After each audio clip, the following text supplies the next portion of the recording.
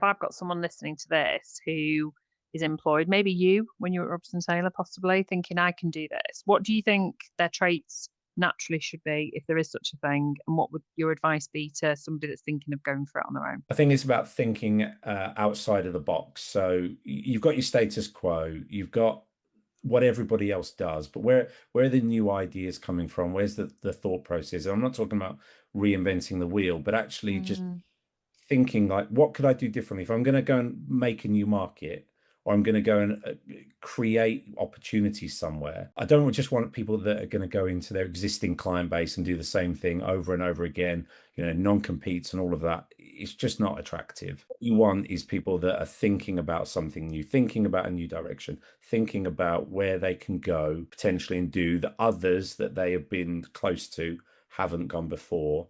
But also that it's mm. the mindset of what pushes you through. In my early days, I was quite financially driven.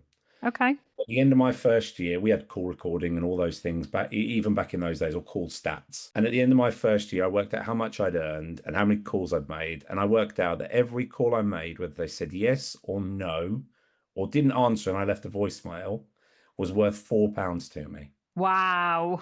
£4 in 2008, quite a lot of money just for picking up the phone for somebody to say no to you. But the law of averages says that I got enough yeses out of that Yeah.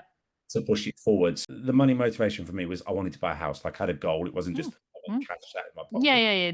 You Uh, have to have a goal. You have to have a goal. So that drove me in that next year to really push forward.